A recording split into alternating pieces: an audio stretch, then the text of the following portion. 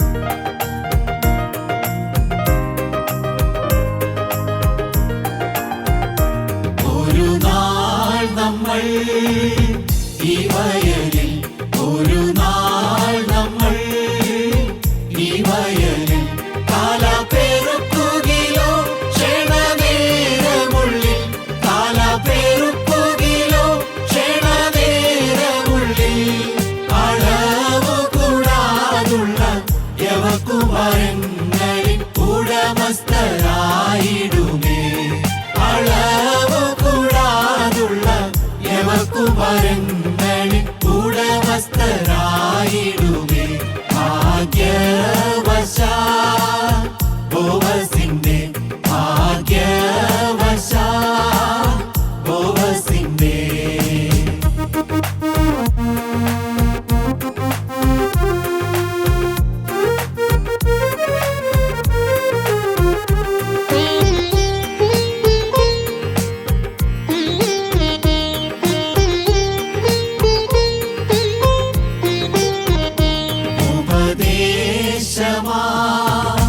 പുതപ്പിനുള്ളിൽ പുതപ്പിനുള്ളിൽ ലോകയിരുൾ മറഞ്ഞിടുവോളം വിശ്രമിച്ചാൽ ലോകയിരുൾ മറഞ്ഞിടുവോളം വിശ്രമിച്ചാൽ സമ്പന്നനം ബോവസിൻ ഭക്തിയാൽ തീരുന്ന ആനന്ദ പ്രത്യുഷസിൽ സമ്പന്നനം ബോവസിൻ ഭക്തിയാൽ തീരുന്ന ആനന്ദ പ്രത്യുഷസിൽ ഭാഗ്യവശാൽ ബോവസിന്റെ ഭാഗ്യവശാൽ ബോവസിന്റെ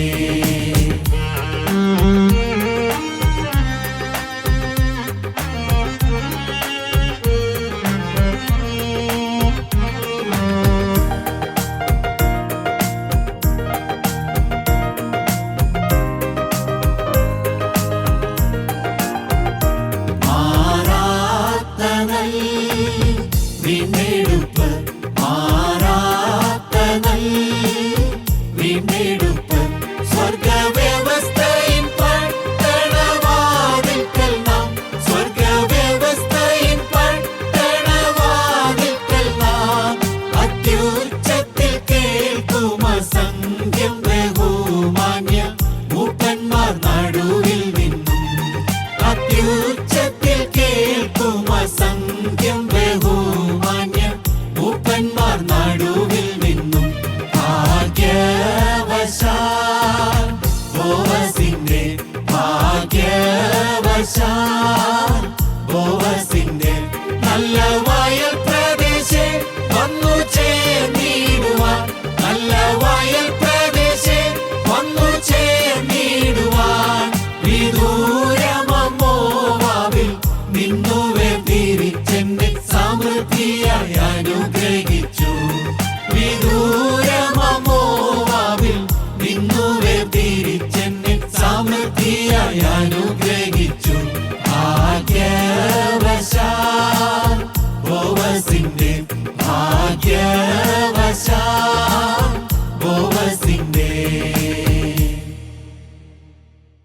യേശുക്രിസ്തുവിൻ്റെ പരിശുദ്ധമായ നാമം മഹത്വപ്പെടുമാറാകട്ടെ. എബ്രായർക്ക് എഴുതിയ ലേഖനം 12-ാം അധ്യായം 28-ാമത്തെ വാക്യം നമുക്ക് വായിക്കാം. ആകയാൽ ഇളകാത്ത രാജ്യം പ്രാപിക്കുന്നതുകൊണ്ട് നാം നന്ദിയുള്ളവരായി ദൈവത്തിൻ്റെ പ്രസാദം പെരുമാറ് ഭക്തിയോടും ഭയത്തോടും കൂടെ സേവ ചെയ്യുക. ഇളകാത്ത രാജ്യം, ആ ദൈവവചനത്തിലെ ആ ഒരു ശ്രേഷ്ഠമായ വരാൻ പോകുന്ന സൗഭാഗ്യത്തെക്കുറിച്ചാണ് നാം ധ്യാനിച്ചു വന്നിരുന്നത്.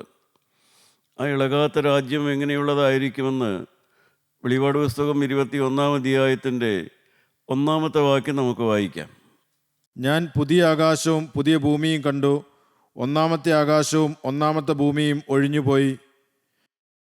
ഞാൻ പുതിയ ആകാശവും പുതിയ ഭൂമിയും കണ്ടു. ഇന്ന് കാണുന്ന ആകാശവും ഇന്ന് കാണുന്ന ഭൂമിയെല്ലാം മാറ്റപ്പെടുകയും ഒരു പുതിയ ആകാശവും ഒരു പുതിയ ഭൂമിയും വരുമെന്ന് അപ്പോസ്തലനായ യോഹന്നാൻ പറയുകയാണ്. അപ്പോസ്തലൻ പത്മോസ് ദ്വീപിൽ ജീവനുള്ള ദൈവത്തിൻ്റെ ദർശനം, വരാൻ പോകുന്ന ലോകത്തെക്കുറിച്ചുള്ളതായ ആ ദിവ്യ ദർശനം കണ്ടുകൊണ്ടിരിക്കുകയാണ്. അപ്പോസ്തലൻ കാണുന്നത് മറ്റനേക സങ്കടകരമായ കാഴ്ചകൾ കണ്ടതിൻ്റെ ശേഷമാണ് ഈ പുതിയ യെരൂശലേമിനെക്കുറിച്ചും ഈ പുതിയ ഭൂമിയെക്കുറിച്ചും എല്ലാം കാണുന്നത്. അതിൻ്റെ വെളിപാട് പുസ്തകം 4-ാം അധ്യായം മുതൽ 20-ാം അധ്യായം വരെ അപ്പോസ്തലൻ അനേക കാര്യങ്ങൾ കണ്ടു. സാത്താനെ ദൈവം തടവിലാക്കുന്നതും അഗാധ കൂപത്തിലിടുന്നതും, സാത്താനാൽ വഞ്ചിക്കപ്പെട്ട മനുഷ്യരെ ജീവനുള്ള ദൈവം അവരെ വെള്ളസിംഹാസനത്തിൽ ന്യായവിധിയിലേക്ക് കൊണ്ടുവരുന്നതും, മനുഷ്യനെ വഞ്ചിച്ചു കൊണ്ടിരുന്നതായ ആ സാത്താൻ്റെ പ്രവാചകനെയും ദൈവം അഗാധ കൂപത്തിലേക്ക് തള്ളിയതായിട്ട് നാം വായിക്കുന്നുണ്ട്. വെള്ളസിംഹാസനത്തിലെ ന്യായവിധി കൂടെ കഴിയുമ്പോൾ ഈ ഭൂമിയിൽ പിന്നെ അവശേഷിക്കുന്നത് ജീവൻ്റെ പുസ്തകത്തിൽ പേരുള്ളതായ ദൈവമക്കൾ മാത്രം അവശേഷിക്കുന്നതായ ഒരു ഭൂമി ഉണ്ടാകുമെന്നാണ് നാം വെളിപാട് പുസ്തക ഭാഗത്ത് നിന്ന് മനസ്സിലാകുന്നത്. അവർക്ക് വേണ്ടിയാണ് ഇളകാത്ത രാജ്യം ജീവനുള്ള ദൈവം ക്രമീകരിക്കുന്നത്. ആ ഇളകാത്ത രാജ്യം പ്രാപിക്കുന്നതിനെക്കുറിച്ച് നാം ചിന്തിക്കുമ്പോൾ എബ്രായ ലേഖനം 4-ാം അധ്യായത്തിൻ്റെ ആദ്യത്തെ 2 വാക്യങ്ങളിൽ അപ്പോസ്തലനായ പൗലോസ് ഓർപ്പിക്കുന്നതായ ഒരു മുന്നറിയിപ്പുണ്ട്. ആ മുന്നറിയിപ്പ് നമുക്കൊന്ന് വായിച്ചു കേൾക്കാം.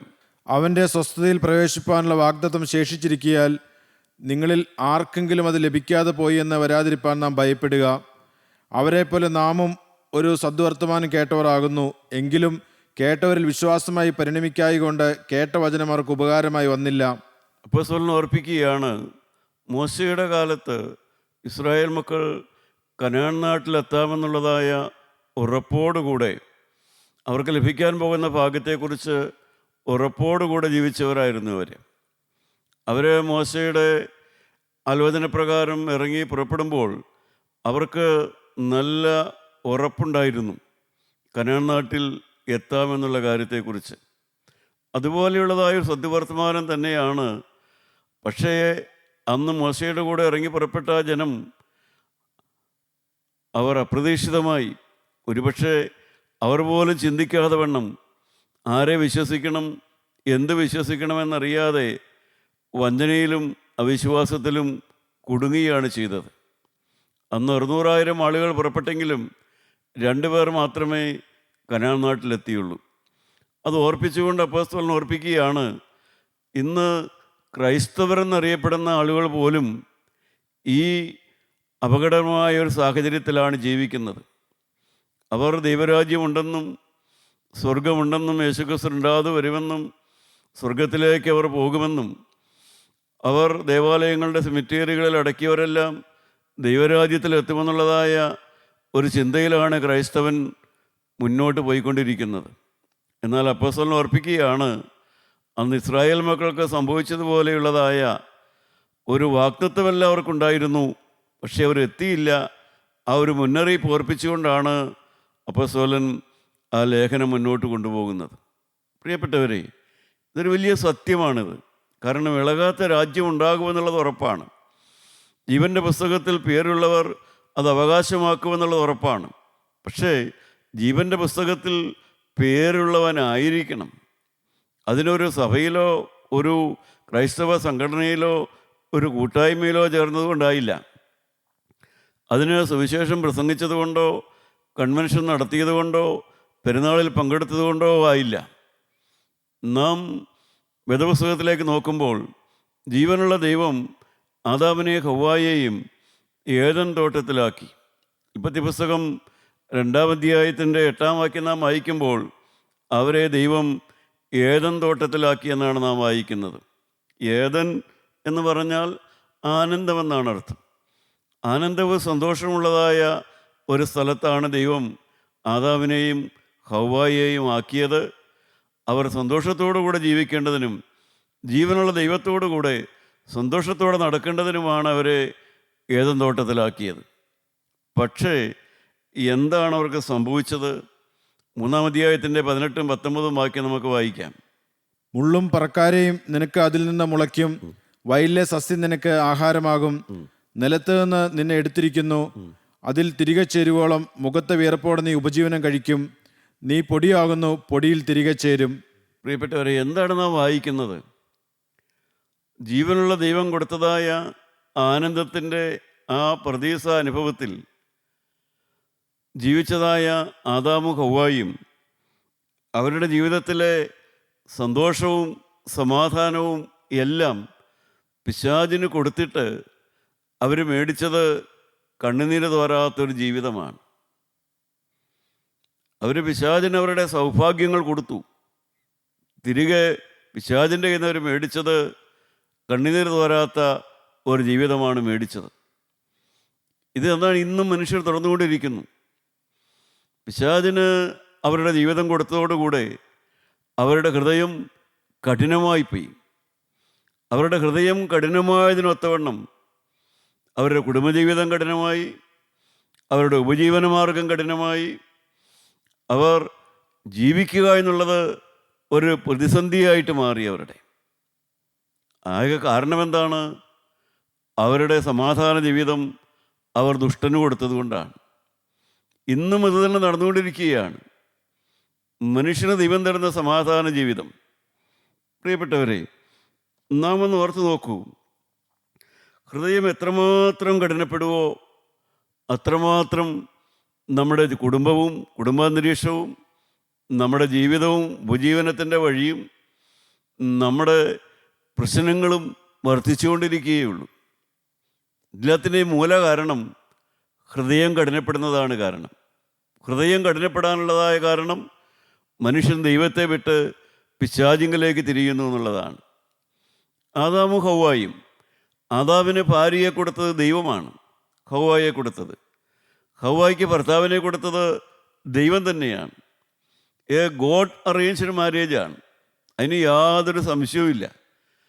ഒരു മാരേജ് ബ്യൂറോ അറേഞ്ച് ചെയ്തതല്ല, സ്വന്തക്കാർ അറേഞ്ച് ചെയ്തതല്ല, സ്വന്തമായി അറേഞ്ച് ചെയ്തതല്ല. ഗോഡ് അറേഞ്ച്ഡ് മാരേജ് ആയിരുന്നു. പക്ഷേ അതുകൊണ്ട് മാത്രം സമാധാനമുള്ള ഒരു കുടുംബജീവിതം അവർക്ക് ലഭിച്ചില്ല. കാരണം ദാമ്പത്യം എന്ന് പറയുന്നതിൻ്റെ ആ സങ്കീർണതയും സവിശേഷതയും ആ കാലത്തും ഈ കാലത്തും ഒരുപോലെ തന്നെയാണ്.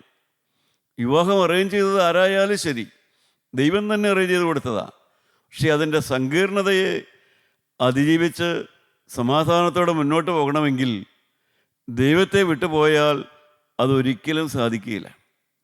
ദൈവത്തെ വേദനിപ്പിച്ചുകൊണ്ട് കുടുംബസമാധാനത്തോടുകൂടെ ജീവിക്കാൻ മനുഷ്യന് കഴിയുകയില്ല എന്ന് ആദാമിൻ്റെയും ഹവ്വായുടെയും ആ കുടുംബജീവിതത്തിൽ നിന്ന് നമുക്ക് പഠിക്കുവാനായിട്ട് സാധിക്കും. ഇന്നും ലോകത്തിൽ ഇതെല്ലാം തന്നെ നടന്നുകൊണ്ടിരിക്കുന്നു. ആദാമിനും ഹവ്വായ്ക്കും അവരുടെ കുടുംബജീവിതത്തിൻ്റെ ആത്യന്തികമായ ഫലമായി ലഭിച്ചത് 3 അറിയപ്പെടുന്ന മക്കളെയാണ്. 3 പേരറിയപ്പെടുന്ന മക്കളെ ദൈവം അവർക്ക് കൊടുത്തു. മൂത്തവൻ്റെ പേര് കായേൻ, രണ്ടാമത്തവൻ്റെ പേര് ഹാബേൽ, മൂന്നാമത്തവൻ്റെ പേര് ശേത്ത്. പ്രിയപ്പെട്ടവരെ, ഒരമ്മ പെറ്റ മക്കളാണ് ഇവരൊക്കെ. ഒരു കുടുംബത്തിലെ ഒരമ്മ പെറ്റ മക്കളാണ് അവരൊക്കെ. പക്ഷേ സ്വഭാവത്തിൽ എത്രമാത്രം വ്യത്യസ്തതയുള്ളവരാണ് ഇരുന്നവർ. കൊല ചെയ്യാനുള്ളതായ വാസന, കൊല ചെയ്തു പോയി, കൊല ചെയ്യുക തന്നെ ചെയ്തു. കായേൻ ഒരു കൊലപാതകിയായി മാറി. അവൻ്റെ അനിയനായ ഹാബേൽ ഒരു വിശ്വാസിയായിരുന്നു, പക്ഷേ സഹോദരനാൽ കൊല്ലപ്പെട്ടു. തുടർന്നാണ് നാം വായിക്കുന്നത്, ശേത്ത് എന്ന് പറയുന്ന മറ്റൊരു മകൻ ആദാമിന് ജനിച്ചു. അവൻ കൃപയാൽ ഒരനുസരണമുള്ളവനായിരുന്നു, അവൻ ദൈവവിശ്വാസിയായിരുന്നു. അങ്ങനെ ആദാമിൻ്റെ ആ തലമുറയിൽ തന്നെ 2 തരം ജനമുണ്ടായി. ദൈവത്തോട് മത്സരിക്കുന്നവരും ദൈവത്തെ അനുസരിക്കുന്നവരുമായിട്ട് 2 വംശങ്ങളായി, 2 തലമുറയായി മനുഷ്യജാതി മാറ്റപ്പെടുകയാണ് ചെയ്യുന്നത്. എന്നാൽ മനുഷ്യനിങ്ങനെ തന്നെത്താൻ നഷ്ടം വരുത്തി, സ്വയം നശിച്ച്, സ്വയം കുടുംബത്തെ നശിച്ച്, ദൈവരാജ്യത്തിൽ നന്യപ്പെട്ട് ജീവിക്കുന്ന മനുഷ്യനെ സഹായിക്കാൻ അന്ന് തന്നെ നിത്യനായ ദൈവം തീരുമാനിച്ചു. മനുഷ്യകുലത്തിൻ്റെ നഷ്ടം നികത്തണമെന്ന് നിത്യനായ ദൈവം തന്നെ അന്ന് തീരുമാനമെടുത്തു. അതായിരുന്നു സ്ത്രീയുടെ സന്തതിയായി കർത്താവായ യേശു ക്രിസ്തു വരുമെന്നുള്ളതായ ആ വാഗ്ദത്ത വചനം. എന്തിനാണ് വന്നത്? മനുഷ്യൻ്റെ നഷ്ടം നികത്തുന്നതിന് വേണ്ടിയാണ്. ഞാനിങ്ങനെ ഒരു നുറുങ്ങ് കഥ വായിച്ചിട്ടുണ്ട്. പണ്ട് എന്നുവെച്ചാൽ ഇപ്പോഴത്തെ കുഞ്ഞുങ്ങൾക്കോ ചിന്തിക്കുന്നതിന് മുമ്പുള്ള കാലഘട്ടത്തിൽ, ഒരുപക്ഷെ എൻ്റെയൊക്കെ പ്രായത്തിലുള്ളവരുടെ കാലഘട്ടത്തിൽ, ഒരു LP സ്കൂള്, പ്രൈമറി സ്കൂള്, അവിടെ ഒരു കുട്ടി ആദ്യമായി റിസ്റ്റ് വാച്ച് കെട്ടി വന്നു. കയ്യിൽ റിസ്റ്റ് വാച്ച് കെട്ടി വന്നു. ആരും ഒരിക്കലും അങ്ങനെ വന്നിട്ടില്ല അവിടെ. കുട്ടികൾക്ക് വലിയ കൗതുകമായി. എല്ലാവരും അതിൻ്റെ ചുറ്റും വന്ന് കൂടായി. എന്താ ഈ റിസ്റ്റ് വാച്ച് എന്ന് പറഞ്ഞാൽ എന്താണ്? എല്ലാവരും ഒന്ന് കെട്ടാനായിട്ട് തരാമോ എന്ന് ചോദിച്ചു. അവൻ ആർക്കും കൊടുത്തില്ല. പക്ഷേ ഉച്ചയായപ്പോൾ അവൻ്റെ കയ്യിൽ വാച്ചില്ല. വാച്ച് കാണാതെ പോയി. അത് വലിയ വിഷയമായി. ഹെഡ് മാസ്റ്റർ എല്ലാ കുട്ടികളെയും വരിവരിയായിട്ട് നിൽക്കാൻ പറഞ്ഞു. എല്ലാവരും വരിവരിയായി നിന്നു. എല്ലാവരും കണ്ണടച്ച് പിടിക്കാൻ പറഞ്ഞു. എല്ലാവരും കണ്ണടച്ച് പിടിച്ചു. ഹെഡ് മാസ്റ്റർ കുട്ടികളുടെ പോക്കറ്റിൽ തപ്പി വാച്ച് കിട്ടി. വാച്ച് ആ നഷ്ടപ്പെട്ട കുട്ടിക്ക് കൊടുക്കുകയും ചെയ്തു. അങ്ങനെ അതിനവിടെ ഒരു അവസാനം വന്നു. പക്ഷേ കാലം കുറേ കഴിഞ്ഞു. ഏതാനും വർഷങ്ങൾ കഴിഞ്ഞപ്പോൾ ഒരു ദിവസം ആ ഹെഡ് മാസ്റ്ററുടെ വീട്ടിൽ അദ്ദേഹം ചരുകസേരയിലിരിക്കുമ്പോൾ വളരെ മാന്യനായൊരു മനുഷ്യനവിടെ കയറുന്നു. അദ്ദേഹം സ്വയം പരിചയപ്പെടുത്തി. അദ്ദേഹം ഏതോ വലിയ യൂണിവേഴ്സിറ്റിയിലെ പ്രൊഫസറാണെന്നാണ് പരിചയപ്പെടുത്തിയത്. അദ്ദേഹം എന്നിട്ട് സവിനയം കൈകൂപ്പിക്കൊണ്ട് പറഞ്ഞു, ബഹുമാനപ്പെട്ട സാറേ, അന്ന് നമ്മുടെ ആ LP സ്കൂളിൽ വെച്ച് ഒരു കുട്ടിയുടെ വാച്ച് നഷ്ടപ്പെട്ടു പോയല്ലോ. ആ സാറത് പോക്കറ്റിൽ നിന്ന് എടുത്തല്ലോ. ആ കുട്ടി തന്നെയാണ് ഞാനാണ് ആ കുട്ടി. എനിക്കങ്ങനെ ഒരു തെറ്റ് പറ്റിയതാണ്. എനിക്കങ്ങനെ ഒരു തെറ്റ് സംഭവിച്ചു പോയി. ആ മാന്യനായ പ്രൊഫസർ തൻ്റെ പാപം ഏറ്റു പറഞ്ഞവിടെ. പക്ഷേ ആ ഹെഡ് മാസ്റ്റർ പറഞ്ഞു, ഈ പോക്കറ്റ് തപ്പുമ്പോൾ ഞാനും കണ്ണടച്ച് പിടിച്ചേക്കുമായിരുന്നു. അതുകൊണ്ട് ആരിൽ നിന്നാണ് കിട്ടിയതെന്ന് എനിക്കറിയാൻ മേല. എനിക്ക് ആകെ ഒരു ഉദ്ദേശമേ ഉണ്ടായിരുന്നുള്ളൂ, നഷ്ടപ്പെട്ടു പോയത് നഷ്ടം നികത്തി കൊടുക്കണം. അല്ലാതെ ആരാണ് കുറ്റവാളിയെന്ന് കണ്ടുപിടിക്കുക എന്നായിരുന്നില്ല എൻ്റെ ഉദ്ദേശം. എൻ്റെ പ്രിയപ്പെട്ട സഹോദരങ്ങളെ, ഇത് തന്നെയാണ് സുവിശേഷത്തിലേക്ക് വരുമ്പോൾ നാം മനസ്സിലാക്കേണ്ടത്. സുവിശേഷത്തിൻ്റെയും കാതലതാണ്. മനുഷ്യരാരാണ് കുറ്റം ചെയ്തതെന്ന് കണ്ടുപിടിക്കുന്ന ഒരു ജഡ്ജിയെ പോലെയോ ഒരു പോലീസ് ഓഫീസറെ പോലെയല്ല നിത്യനായ ദൈവം. കർത്താവായ യേശുക്രിസ്തു ഒരു ന്യായാധിപനായിട്ടല്ല ഭൂമിയിലേക്ക് വന്നത്. അവൻ ഭൂമിയിലേക്ക് വന്നത് കുറ്റവാളിയെ കണ്ടുപിടിക്കാനല്ല, മറിച്ച് മനുഷ്യർക്ക് വന്നതായ നഷ്ടം നികത്തി കൊടുക്കുന്നതിന് വേണ്ടിയാണ്. ദൈവത്തിന് സ്തോത്രം. ഇതാണ് എപ്പോഴും നാം ഓർക്കേണ്ടത്. മനുഷ്യൻ്റെ നഷ്ടം നികത്തുന്നതിന് വേണ്ടി യേശുക്രിസ്തു ലോകത്തിലേക്ക് വന്നു. മനുഷ്യൻ എന്തൊക്കെയാണ് നഷ്ടപ്പെടുത്തുന്നത്? മനുഷ്യൻ അവൻ്റെ ആരോഗ്യം നഷ്ടപ്പെടുത്തുന്നു, പണം നഷ്ടപ്പെടുത്തുന്നു. അവൻ്റെ ശരീരത്തിൻ്റെ ആ വിശുദ്ധി നഷ്ടപ്പെടുത്തുന്നു. സദൃശവാക്യം 5:9 നാം വായിക്കുമ്പോൾ യുവാക്കന്മാരോട്, യുവജനങ്ങളോട് ശലോമോൻ പ്രത്യേകം പറയുന്നൊരു കാര്യമുണ്ട്. നിന്റെ യൗവനശക്തി അന്യന്മാർക്കും നിന്റെ ആണ്ടുകൾ ക്രൂരനും കൊടുക്കരുത്. നിന്റെ യൗവനശക്തി, നിന്റെ യൗവനകാലത്തുള്ളതായ നിന്റെ ശക്തി, അത് ദൈവം നിനക്ക് ആ കാലത്തേക്ക് തന്നിരിക്കുന്നതാണ്. അത് ആർക്ക് കൊടുക്കരുത്? അന്യന്മാർക്ക് കൊടുക്കരുത്. പ്രിയപ്പെട്ടവരെ, നിന്റെ ആണ്ടുകൾ ക്രൂരന് കൊടുക്കരുത്. ദൈവത്തിന് കൊടുക്കേണ്ടതായ ജീവിതം പിശാചിന് കൊടുക്കരുത്. ദൈവത്തിന് കൊടുക്കേണ്ടതായ നിന്റെ സമയവും, ദൈവത്തിന് കൊടുക്കേണ്ടതായ നിന്റെ ആ ഹൃദയവും ദുഷ്ടന് കൊടുക്കരുത്. ദുഷ്ടൻ്റെ പ്രലോഭനത്തിൽ പെടരുത്. പിശാചിൻ്റെ വഞ്ചനയിൽ പെടരുത്. അതൊരിക്കലും ദുഷ്ടന് കൊടുക്കരുത്. നിന്റെ യൗവനശക്തി അത് ദൈവം നിനക്ക് തന്നിരിക്കുന്നതാണ്. അത് നിന്റെ ജീവിതത്തിനുള്ളതാണ്, നിന്റെ കുടുംബജീവിതത്തിനുള്ളതാണ്, നിന്റെ സമാധാന ജീവിതത്തിനുള്ളതാണ്. അതൊരിക്കലും ദുഷ്ടന് കൊടുക്കരുത്. അത് ക്രൂരന് കൊടുക്കരുത്. പ്രിയപ്പെട്ടവരെ, ഇന്ന് അനേക യൗവനക്കാർ ഏതെല്ലാം തരത്തിലാണ് അവരുടെ യൗവനശക്തി പിശാചിന് കൊടുത്തുകൊണ്ടിരിക്കുന്നത്.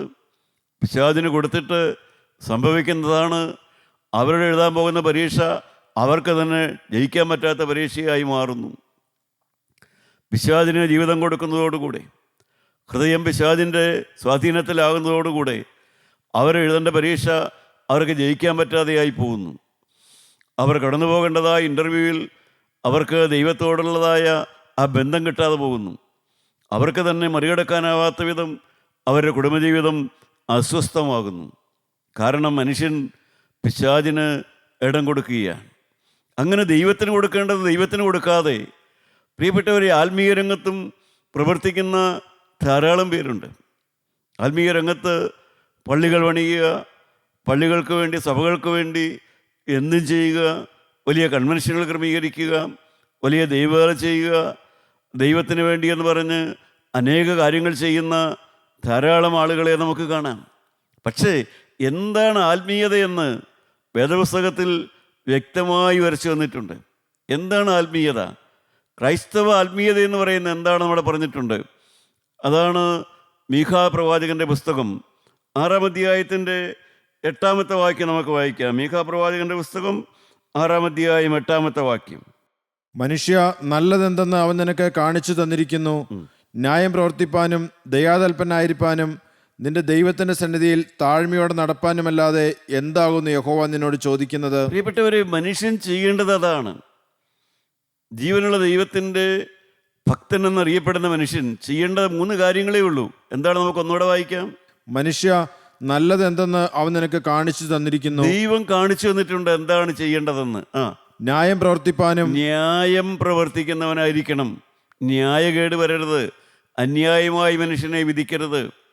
പ്രിയപ്പെട്ടവരെ, മനുഷ്യനെ അന്യായമായി വിധിക്കരുത്. ഒരു മനുഷ്യനെ വിധിച്ചതുകൊണ്ട് അവന് തന്നെ നഷ്ടം വരുത്തുകയുള്ളൂ. അല്ലാതെ വിധിക്കുന്നവനാണ് നഷ്ടം, വിധിക്കപ്പെടുന്നവനല്ല നഷ്ടം. ഇത് മനസ്സിലാക്കാതെയാണ് മനുഷ്യനെ വിധിക്കുന്നത്. ന്യായതൽപരനായിരിക്കുക, ദയാതൽപരനായിരിക്കുക.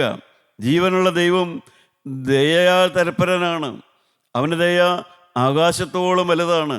അതുകൊണ്ട് ഒരു വിശ്വാസിയും ക്ഷമിക്കുന്നവനായിരിക്കണം, പൊറുക്കുന്നവനായിരിക്കണം, മറന്നുകളയാൻ മനസ്സുള്ളവനായിരിക്കണം. പ്രിയപ്പെട്ടവരെ, കുടുംബത്തിൽ വൈരാഗ്യം വെച്ചുകൊണ്ടിരിക്കരുത്. കൂട്ടായ്മയിലായാലും സമൂഹത്തിലെവിടെയായാലും പ്രതികാരത്തിൻ്റെ പുറകെ ഒരു ക്രിസ്ത്യാനി പോകാൻ പാടില്ല. ഇതൊക്കെയാണ് ക്രൈസ്തവ മാർഗം, ഇതൊക്കെയാണ് ക്രൈസ്തവ വിശ്വാസം. ന്യായം പ്രവർത്തിക്കുക, ദയാതൽപരനായിരിക്കുക, നിന്റെ ദൈവത്തിന്റെ സന്നിധിയിൽ താഴ്മയോടെ നടപ്പാനുമല്ലാതെ. താഴ്മയുള്ളവനായിരിക്കാനല്ലാതെ വേറെ എന്താകുന്നു ദൈവം നിന്നോട് ചോദിക്കുന്നത്? പ്രിയപ്പെട്ടവരെ, ഒന്ന്, എന്താണ് വേണ്ടത്? ഈ ന്യായം പ്രവർത്തിക്കണമെങ്കിൽ, ഈ നീതിയോടെ നടക്കണമെങ്കിൽ, താഴ്മയുണ്ടാകണമെങ്കിൽ എന്ത് വേണം? സമർപ്പണമുണ്ടാകണം. ഒരു സമർപ്പണമെടുക്കാൻ തയ്യാറാകാത്ത ക്രൈസ്തവരെ കൊണ്ട് ഇന്ന് ക്രൈസ്തവ ദേവാലയങ്ങളും ക്രൈസ്തവ കൂട്ടായ്മകളും നിറഞ്ഞു നിൽക്കുകയാണ്. ഒരു സമർപ്പണമെടുക്കാൻ തയ്യാറല്ല ആരും. ഞാൻ ഇന്നതുപോലെ ദൈവത്തെ മഹത്വപ്പെടുത്തിക്കൊണ്ട് ഞാൻ ന്യായത്തിന് വേണ്ടി നിൽക്കും, ഞാൻ നീതിയോടെ നിൽക്കും, ഞാൻ ദയ കാണിക്കും. പ്രിയപ്പെട്ടവരെ, അതിന് തയ്യാറല്ല. ഞാൻ താഴ്മയോടെ ജീവിക്കുമെന്ന് ദൈവത്തോട് ഉടമ്പടി പറയാൻ ഇന്ന് ക്രൈസ്തവൻ തയ്യാറല്ല. ക്രൈസ്തവൻ്റെ ഉന്നതൻ മുതൽ താഴെയുള്ളവർ വരെ ആരും തയ്യാറല്ല. ഒരു സമർപ്പണ ജീവിതത്തിന് വേണ്ടി ഇന്ന് ക്രിസ്ത്യാനി തയ്യാറാകുന്നില്ല. നിങ്ങൾ തയ്യാറാകാറുണ്ടോ? പ്രിയപ്പെട്ടവരെ, നിങ്ങൾ കുടുംബത്തിൽ ഒരുമിച്ച് കൂടിയിരുന്ന് അപ്പനും മക്കളും ഭാര്യയും ഭർത്താവും എല്ലാവരും സഹോദരനും സഹോദരിയും എല്ലാവരും ഒരുമിച്ച് കൂടിയിട്ട് ഇങ്ങനെയൊരു തീരുമാനമെടുത്ത് നോക്കൂ. കൂട്ടായ്മയിൽ ഇങ്ങനെയൊരു തീരുമാനമെടുത്ത് നോക്കൂ. എല്ലാവരും തന്നെത്താൻ താഴ്ത്തുന്നവരായിരിക്കും, ദയാതൽപരരായിരിക്കും, ന്യായം നടത്തുന്നവരായിരിക്കും. അങ്ങനെയൊരു തീരുമാനം ഒരു കുടുംബത്തിലോ കൂട്ടായ്മയിലോ സഭയിലോ എടുത്തു നോക്കൂ. അപ്പോൾ കാണാം ദൈവ ചൈതന്യം ഇവിടെ ഇറങ്ങി വരുന്നത്. രണ്ടാമത്, ക്രൈസ്തവനെന്ന് പറഞ്ഞാൽ എന്താണ് വേണ്ടത്? യോഹന്നാൻ്റെ സുവിശേഷം 5-ാം അധ്യായത്തിൻ്റെ 40-ാമത്തെ വാക്യം വായിക്കാം. യോഹന്നാൻ 5:40. അതിനും ഇന്ന് ക്രിസ്ത്യാനി തയ്യാറല്ല. എന്താണത്? എങ്കിലും ജീവൻ പ്രാപിക്കേണ്ടതിന് എൻ്റെ അടുക്കൽ വരുവാൻ നിങ്ങൾക്ക് മനസ്സില്ല. പ്രിയപ്പെട്ടവരെ, രണ്ടാമത് ജീവൻ പ്രാപിക്കേണ്ടതിന്, ആത്മാവിൻ്റെ ജീവൻ കിട്ടണം. ആത്മാവ് മരിച്ച അവസ്ഥയിലായിരിക്കരുത്. ആത്മാവ് ജീവനിലേക്ക് കിടക്കണം. ആ ജീവൻ പ്രാപിക്കേണ്ടതിന് ഒരുവൻ ഏതെങ്കിലും ചടങ്ങുകൾ ആചരിച്ചാൽ പോരാ, നേർച്ച കാഴ്ചകൾ കഴിച്ചാൽ പോരാ, സുവിശേഷ വേല ചെയ്താൽ പോരാ, പ്രസംഗിച്ചാൽ പോരാ. ജീവൻ പ്രാപിക്കണമെങ്കിൽ യേശു ക്രിസ്തുവിൻ്റെ അടുക്കൽ വരണം. അതിന് മനുഷ്യൻ തയ്യാറല്ല. സമർപ്പണമെടുക്കാൻ തയ്യാറല്ല. ആത്മാവിൻ്റെ ജീവനിൽ കിടക്കുവാനും ആ ജീവൻ നിലനിർത്തുവാനും ഇന്ന് ക്രൈസ്തവൻ തയ്യാറല്ല എന്നുള്ളതാണ് സ്ഥിതി. എന്നാൽ എൻ്റെ പ്രിയപ്പെട്ടവരെ, നഷ്ടം നികത്തുവാൻ കർത്താവായ യേശു ലോകത്തിലേക്ക് വന്നു. ഒരു കുറ്റവാളിയെ കണ്ടുപിടിക്കാനല്ല അവൻ വന്നത്. ഇപ്പോൾ ക്രിസ്തു യേശുവിലുള്ളവർക്ക് ഒരു ശിക്ഷാവിധിയും ഇല്ല എന്നുള്ളതാണ് ജീവനുള്ള ദൈവത്തിന് നമ്മളെ ഇന്ന് ഓർപ്പിക്കാനുള്ളതായ കാര്യം. സഹോദരാജൻ്റെ കഴിഞ്ഞകാല പാപങ്ങൾ ക്ഷമിക്കാൻ ക്രിസ്തുവിന് മനസ്സാണ്. പ്രിയപ്പെട്ടവരെ, നിങ്ങളെ നിരപ്പാക്കാൻ ദൈവത്തിന് മനസ്സാണ്. നമ്മുടെ കുടുംബങ്ങളിൽ ഐക്യമുണ്ടാക്കി തരാൻ ദൈവത്തിന് മനസ്സാണ്. കഴിഞ്ഞ കാലങ്ങളുടെ ശിക്ഷ ചുമക്കണമെന്നോ ആ പാപത്തിൻ്റെ ഫലം അനുഭവിച്ച് മനുഷ്യൻ രോഗിയായി നടക്കണമെന്നോ പിന്തിച്ച് കഴിയണമെന്നോ ദൈവം ആഗ്രഹിക്കുന്നില്ല. ദൈവം ആഗ്രഹിക്കുന്നത് മനുഷ്യൻ പാപക്ഷമ പ്രാപിക്കണമെന്നുള്ളതാണ്. മനുഷ്യൻ തൻ്റെ പാപങ്ങളെ ഏറ്റുപറയണമെന്നുള്ളത് മാത്രമായ ദൈവം മനുഷ്യനോട് പറഞ്ഞിട്ടുള്ളൂ. ഏറ്റുപറഞ്ഞാൽ അവൻ ക്ഷമിക്കുക തന്നെ ചെയ്യും. അതിനാണ് കർത്താവായ യേശുവിൻ്റെ വിലയേറിയ രക്തത്തെക്കുറിച്ച് നാം വായിച്ചു നോക്കുന്നത്. പ്രിയപ്പെട്ടവരെ, കാരണം ദൈവം മനുഷ്യനെ ശപിച്ചില്ല. ഏദൻ തോട്ടത്തിൽ മനുഷ്യൻ പാപം ചെയ്തുവെങ്കിലും ഭൂമി ശപിക്കപ്പെട്ടു, പിശാച് സാത്താൻ ശപിക്കപ്പെട്ടു, പാമ്പ് ശപിക്കപ്പെട്ടു. പക്ഷേ മനുഷ്യനെ ദൈവം ശപിച്ചില്ല. കാരണം മനുഷ്യനിൽ ദൈവത്തിൻ്റെ സകല പ്രതീക്ഷയും നിൽക്കുകയാണ്. ഈ തിരുവചനം കേൾക്കുന്ന പ്രിയപ്പെട്ടവരെ, ഭാര്യാഭർത്താക്കന്മാരെ, മാതാപിതാക്കന്മാരെ, യുവതി യുവാക്കന്മാരെ, ദൈവത്തിൻ്റെ സകല പ്രതീക്ഷയും ദൈവം നിങ്ങളിൽ വച്ചിരിക്കുകയാണ്. നിങ്ങളുടെ ഭാവി, നിങ്ങളുടെ മുന്നോട്ടുള്ളതായ ജീവിതം അത് സമാധാനമുള്ളതാകണം, സന്തോഷമുള്ളതാകണം. അതിന് നിത്യനാദൈവം എന്താണ് ചെയ്യുന്നത്? എഫേസ്യ ലേഖനം 2-ാം അധ്യായത്തിൻ്റെ 10-ാമത്തെ വാക്യത്തിൽ നാം വായിക്കുന്നു, ഒരിക്കൽ സൃഷ്ടിച്ചവനായ ദൈവം എന്താണ് പിന്നീട് ചെയ്യുന്നത്? നാം അവൻ്റെ കൈപ്പണിയായി സൽപ്രവർത്തികൾക്കായിട്ട് ക്രിസ്തുയേശുവിൽ സൃഷ്ടിക്കപ്പെട്ടവരാകുന്നു. ദൈവത്തിന് സ്തോത്രം. പ്രിയപ്പെട്ടവരെ, ഒരിക്കൽ സൃഷ്ടിച്ചവനായ ദൈവം മനുഷ്യൻ്റെ ഹൃദയം മാറ്റി മനുഷ്യന് മാനസാന്തരം കൊടുത്ത് അവനെ നല്ലത് ചെയ്യാൻ വേണ്ടി അവനെ വീണ്ടും സൃഷ്ടിക്കുന്നതായിട്ടാണ് നാം വായിക്കുന്നത്. അഥവാ ദൈവം മനുഷ്യനെ രൂപാന്തരപ്പെടുത്തിയെടുക്കുന്നു. ക്രിസ്തുവിനോടുകൂടി ഉയർത്തെഴുന്നേറ്റിരിക്കുന്നുവെങ്കിൽ കൊലോസ്യ ലേഖനം 3-ാം അധ്യായത്തിൻ്റെ 1-ാമത്തെ വാക്യം കൂടെ നമുക്ക് വായിക്കാം. ആകയാൽ നിങ്ങൾ ക്രിസ്തുവിനോടുകൂടെ ഉയർത്തെഴുന്നേറ്റിരിക്കുന്നുവെങ്കിൽ ക്രിസ്തു ദൈവത്തിൻ്റെ വലത്തുഭാഗത്തിരിക്കുന്നിടമായ ഉയരത്തിലുള്ളത് അന്വേഷിപ്പിൻ. ദൈവത്തിന് സ്തോത്രം. പ്രിയപ്പെട്ടവരെ, ജീവനുള്ള ദൈവം നമ്മുടെ ഭാവി നഷ്ടപ്പെടാതെ നമ്മളെ ഒരു ഉയർത്തെഴുന്നേൽപ്പിൻ്റെ അനുഭവത്തിലേക്ക് നടത്തുന്നു. നമ്മുടെ ഭാവി നഷ്ടപ്പെടാതിരിക്കാൻ അവൻ നമുക്ക് പുതിയ ഹൃദയം തന്ന് പുതിയ ഒരു വീണ്ടും ജനന അനുഭവം കൂടെ തരുന്നു. നിങ്ങൾക്കൊരു സമർപ്പണം കൊടുക്കാൻ തയ്യാറാണോ? നമ്മുടെ ഹൃദയത്തിലേക്ക് നമുക്ക് തിരിഞ്ഞു നോക്കാം. നമ്മുടെ അനുഭവത്തിലേക്ക് നമുക്ക് തിരിഞ്ഞു നോക്കാം. നമ്മുടെ ജീവിതം കൊടുത്തിട്ട് നാം എന്ത് നേടി? പ്രിയപ്പെട്ടവരെ, നമ്മുടെ സമാധാനം നഷ്ടപ്പെടുത്തിയിട്ട്, നമ്മുടെ പണം മുടക്കിയിട്ട്, ഐക്യക്കുറവ് വരുത്തിയിട്ട്, ഭിന്നത വരുത്തിയിട്ട്, മദ്യം കഴിച്ചിട്ട് നാം എന്ത് നേടി? സമാധാനമില്ലാത്തൊരു ജീവിതം ഇന്ന് കയ്യിൽ കിട്ടിയിരിക്കുന്നു. പ്രിയ ദൈവവേദലേ, ഇപ്പോഴെങ്കിലും നിൻ്റെ തലകളെ വണക്കി നിത്യനായ ദൈവത്തിൻ്റെ ക്രൂശിലേക്കൊന്ന് നോക്കുക. ആ തൂക്കപ്പെട്ട ക്രൂശിൽ, ആ ഒഴുകുന്ന രക്തത്തിൽ നിൻ്റെ ഭാവിയുണ്ട്. അവിടെ നിൻ്റെ പാപത്തിന് പരിഹാരമുണ്ട്. അവിടെ നിൻ്റെ ജീവിതത്തിൻ്റെ ഗതി മാറ്റുന്ന ഉറവയാണത്.